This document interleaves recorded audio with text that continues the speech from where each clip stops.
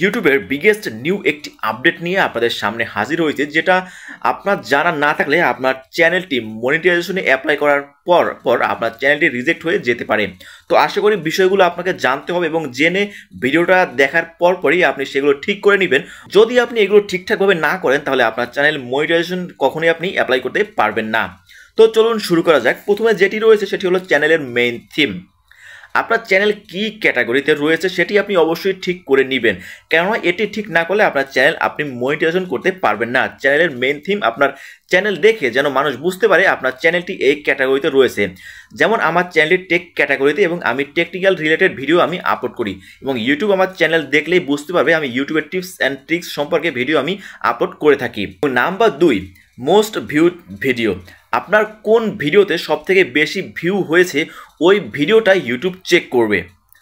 এবং নাম্বার 3-এ রয়েছে newest video. আপনার নতুন কি ভিডিও আপনি আপলোড করতেছেন সেইগুলোও কিন্তু ইউটিউব আপনার চেক করবে। সো নাম্বার 4-এ রয়েছে biggest proportional of watch time. এটা খুবই ইম্পর্টেন্ট।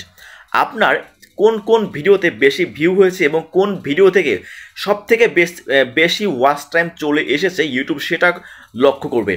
আপনার ভিডিওতে কোন সেকশন থেকে ভিউ আসছে ইউটিউব সেটাও কিন্তু খেয়াল করবে। তো এখান থেকে একটু সাবধান হবেন, আপনার ভিডিওতে যেন আপনি ভিউ কিনে নিয়ে না আসেন, তাহলে কিন্তু আপনার চ্যানেলে আপনি মনিটাইজেশন পাবেন না। এবং নাম্বার 5-এ যেটা আছে video meta data, title, tag, thumbnail, description. So এগুলো খুবই ইম্পর্টেন্ট। আপনার থাম্বনেলে আপনি কোনো 18+ ফটো আপনি দিয়েছেন কিনা, 18+ কোনো কিছু লিখেছেন কিনা সেগুলো কিন্তু ইউটিউব খেয়াল করবে।